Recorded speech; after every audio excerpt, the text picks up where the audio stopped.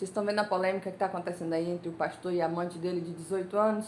Pois bem, quero falar aí sobre características de personalidade dos 3 personagens aí dessa história, os 3 personagens principais. Quero falar também sobre o perigo de estar em uma comunidade religiosa ao qual não existe um caráter verdadeiramente de Cristo.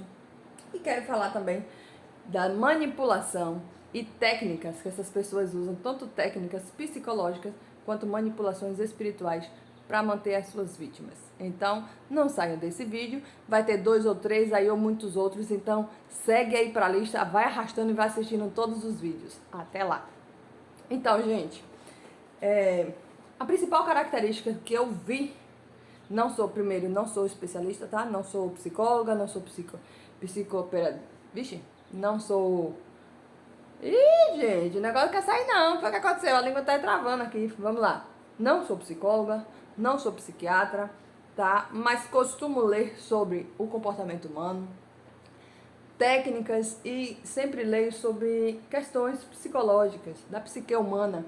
Então, isso já nos faz ter uma noçãozinha, uma ideia do que está acontecendo aí por trás desse relacionamento nada legal para esses 2 indivíduos. Então, vamos lá.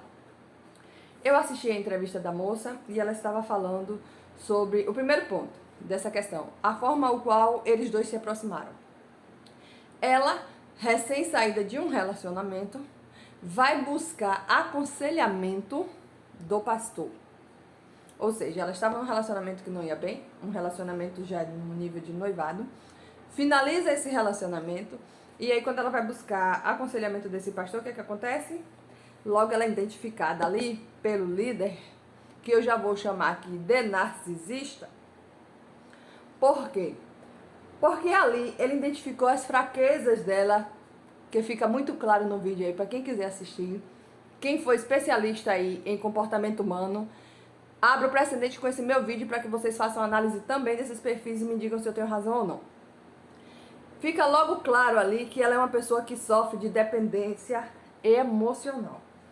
E a gente sabe que toda pessoa que sofre de dependência emocional, em algum momento, ela viveu um grande trauma na sua vida. Muito possivelmente na infância.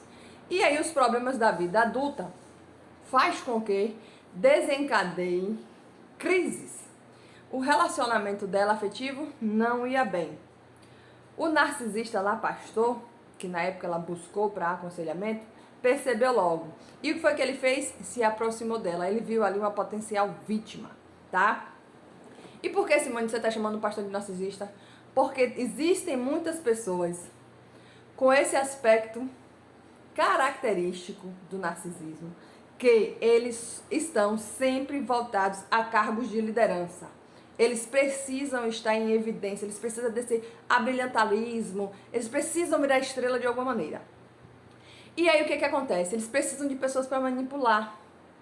E se eles não conseguem, eles se transformam muitas vezes em criminosos, como a gente vê aí, pessoas que fazem aqueles crimes aí que viram serial killer.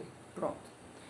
Vai aprofundando o nível de expectativa emocional dessa pessoa, que elas começam a fantasiar ao ponto de descompensar por completo. Dentre outros fatores emocionais que essas pessoas também podem ter. Mas o narcisista, aquele corretamente dentro da lei, ele vai agir com uma dupla personalidade. O santo, profeta, casado, pai de família, que sai todo domingo com a Bíblia debaixo do braço, a coisa mais linda que os vizinhos veem, de gente, o fulano é um homem santo. Mas só Deus sabe, nas 4 linhas lá, quem de fato é o fulano. Por outro lado, a pessoa que sofre de dependência emocional, ela vai ter consigo aí algumas características que eu vi lá no vídeo. Lembrando que eu não sou psiquiatra e não sou psicóloga. É apenas uma avaliação minha de Simone, pessoa humana, que gosta de observar essas coisas para não haver julgamentos, tá? E também depois não venham aí no comentário dizer que eu estou passando pano para a mulher. Não estou, gente. Estou falando apenas de características que ficou muito evidente ali e que eu gostaria de trazer aqui com vocês. Porque as pessoas têm a mania de apontar o dedo sem enxergar o que está por trás do comportamento que causou aquele efeito, tá? Então, por bem, uma das coisas que eu vi ali muito característica é de uma pessoa que sofre de borderline. Dentro dos quadros de quem tem borderline, existe um negócio também chamado dupla personalidade. E essa menina, se você avaliar lá o esposo dela, você vê que ele é aquele cara, que ele já tem aquelas características mais carinhosas, mais atencioso, mais cuidador. Então, se você me perguntar, Simone, mas você acha que ela amava o marido? Sim, ela amava o marido. Mas ela não via nele a característica de alguém de comando, de alguém de liderança que ela precisava para que ela se sentisse segura. O fato dele cuidar dela não trazia para ela aquilo que ela precisava. Isso é, gente, necessariamente específico de pessoas que viveram traumas, principalmente traumas de abandono, que vieram de lares, de famílias disfuncionais, tá? Não conheço a história dela, não parei para pesquisar, mas estou falando aqui características que eu vi na fala dela. E por outro lado, se você observar, ela é uma menina mais sem filtro. Ou seja, ela fala exatamente a história como aconteceu. Ela utiliza na conversa dela, inclusive, termos específicos que acontecia entre ela e o pastor através de uma brincadeira ali de dama. Já o pastor, ele é aquele cara centrado, ele fala devagar, ele fala baixinho, manso. Ele é aquele cara que passa toda uma segurança. Ele é o lobo, ele é o manipulador. Ele sabe a quem ele vai pegar para manipular, tá? Então vejam essas características antes de você, cristão, ir para a internet, acusar, falar um monte de besteira. Por favor, evitem de estar pecando, porque a palavra de Deus diz que é daquele de onde vem o escândalo. E a gente só se escandaliza quando a gente não tem conhecimento, tá?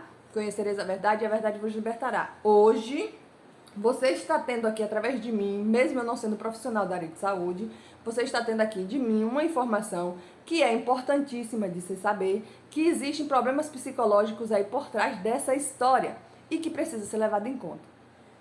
Ah, Simone, mas todo mundo que tem esse problema vai ter casa, vai trair mulher, marido, vai fazer... Não, nem todo mundo. Vai ter pessoas que vão estar em relacionamentos abusivos, que inclusive até morrem dentro desses relacionamentos, por sofrer de borderline, por sofrer de dependência emocional e de nunca conseguir ter força de sair. Ela estava dentro de um casamento, mas ela sentia a necessidade de ter um homem que a comandasse. E ele fazia isso. E isso fazia ela se sentir viva, tá? Então não julguem, porque existem outros fatores aí que eu quero falar também nesse vídeo. O perigo de estar em lugares, centros religiosos, as quais os líderes são falsos religiosos ou falsos profetas, ou o lobo vestido de cordeiro. Por que eu estou falando isso?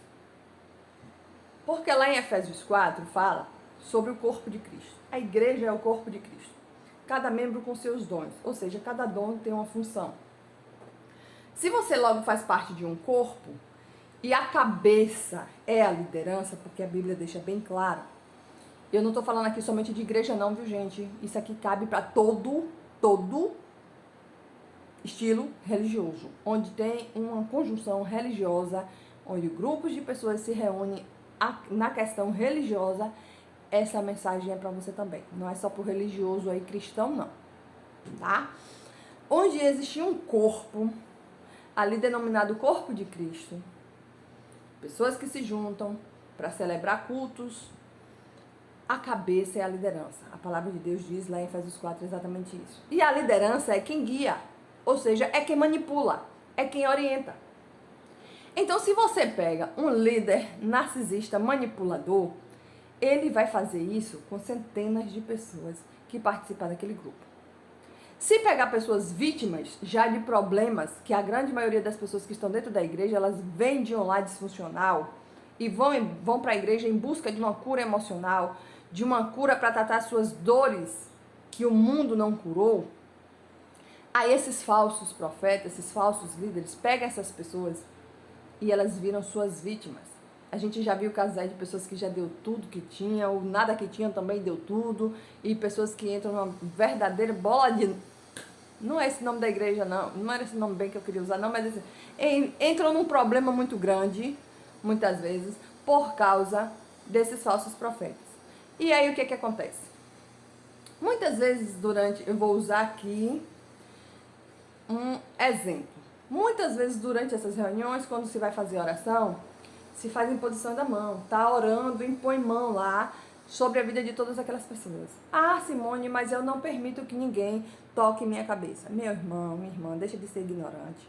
Quando você está dentro de uma igreja e quem está lá em cima do púlpito, de cá estende sua mão em direção a você e você está lá concordando, você está recebendo tudo que vem através daquele corpo.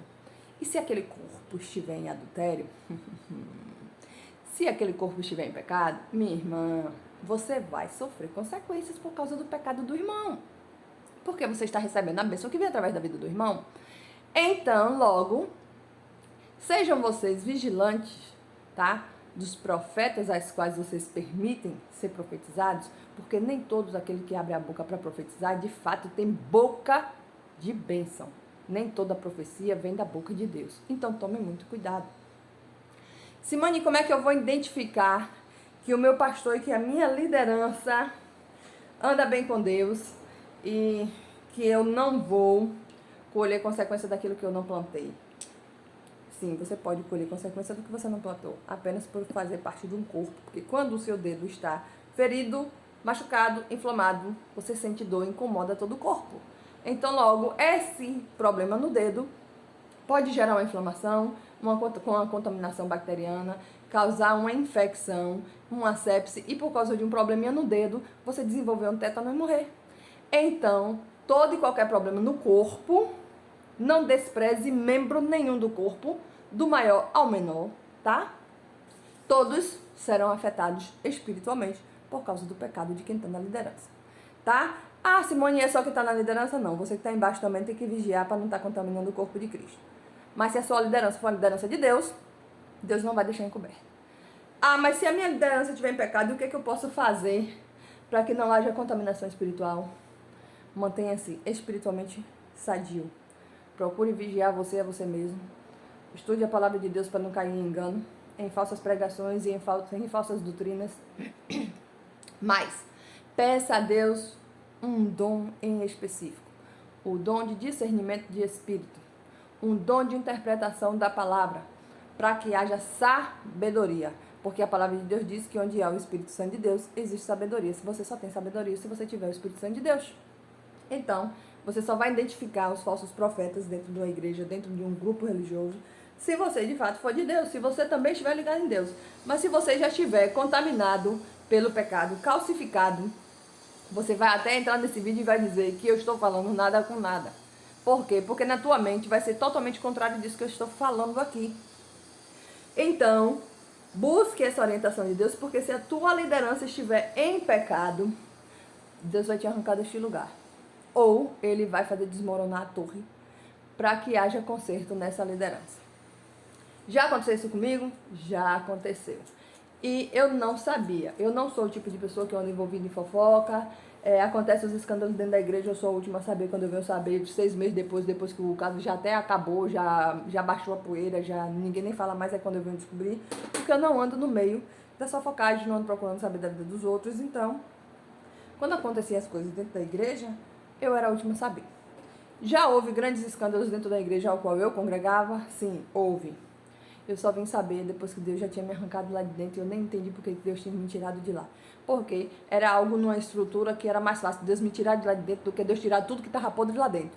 Ou seja, Deus quebrou toda a questão do que estava podre lá dentro, mas quando veio desmoronar tudo, eu já nem estava mais fazendo parte daquele corpo. Eu tive consequências disso?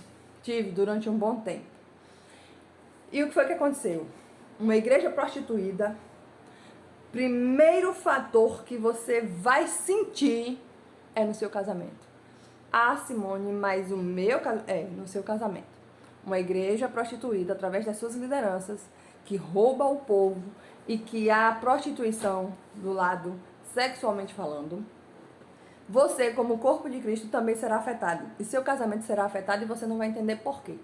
Se você for uma pessoa que está ligada em Deus, você vai orar, vai pedir a Deus para te mostrar, e Ele vai te mostrar, Ele vai sanar o teu problema. Mas Ele vai permitir que tu passe para que haja em você um despertar do porquê você está vivendo aquilo.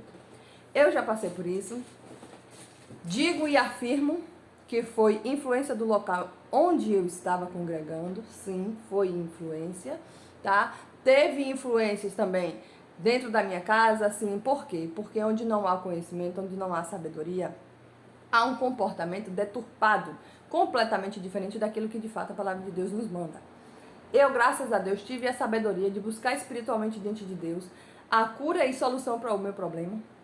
Resolvemos o nosso problema, graças a Deus. Hoje, como todo e qualquer relacionamento, temos os nossos problemas, mas não no nível ao qual eu já vivenciei. E tenho hoje vez de falar para quem está vivendo isso, para que você busque discernimento e peça a Deus para te mostrar de onde está vindo essa contaminação. Porque muitas vezes essa contaminação não começou dentro da tua casa, e sim sobre aqueles que impunham mãos sobre quem mora dentro da tua casa, tá? E aí o que que acontece? O nome disso chama-se porta de legalidade. Ah, Simone, mas o pecado você pega se você quiser porque você tem o livre-arbítrio. Minha irmã, deixa eu te falar uma coisa. A palavra de Deus diz que aquele que estiver de pé, cuide para que não caia, tá? Então o que que acontece? Nós seres humanos somos pecadores. Todos os dias nós sofremos setas inflamáveis do inimigo para que nós venhamos pecar contra o nosso Deus. Vai ter dias que vamos estar mais fortes, vai ter dias que vamos estar mais fracos. E aí o que acontece? Satanás, ele vive ao nosso derredor, ele sabe exatamente o dia ao qual estamos mais fracos, para que ele lance o dardo inflamado e nos atinja. Então, se você já está sofrendo influência das suas lideranças religiosas, no dia que você estiver mais fraco, vai ser o dia que Satanás vai lançar o dardo. O dardo pode ser uma menininha sensual na frente do seu marido.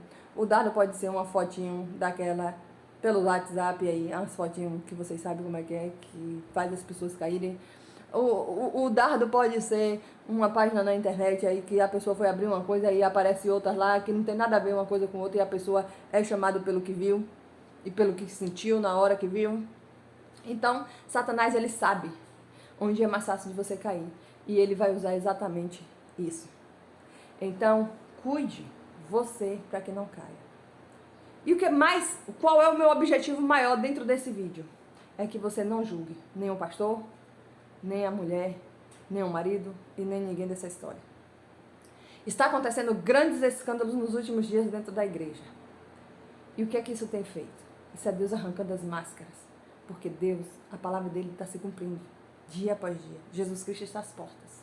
Ele precisa limpar a noiva dele. Porque a noiva de Cristo tem que ser incorruptível. Tem que estar com as vestes brancas. Não existe uma noiva com uma roupa toda suja. Nenhuma noiva vai se casar imunda. Ela vai com o melhor vestido, ela vai com o melhor perfume, ela vai se maquiar, ela vai estar pronta e adornada para o noivo.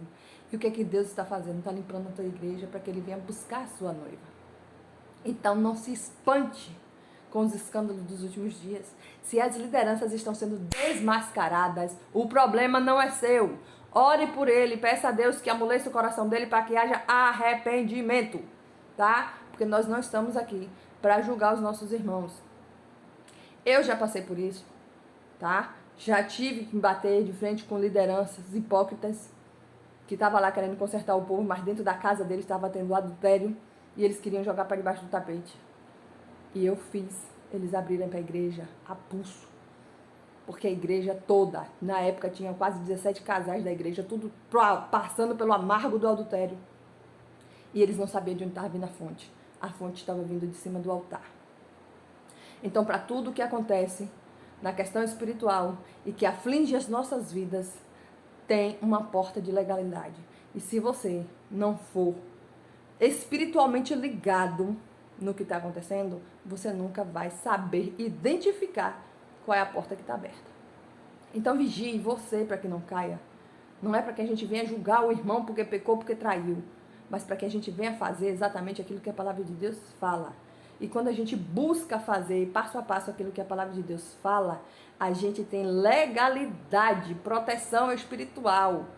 Ninguém pode te tocar, ainda que se levante. Ninguém pode te tocar e você não pode fazer isso por vingança, tá? Você tem que fazer pelo que é certo, por obediência da palavra de Deus. Então não julgue teu irmão. Vou ficar até por aqui. Se você concorda, fala aí nos comentários. Se você discorda, fala aí também, tá?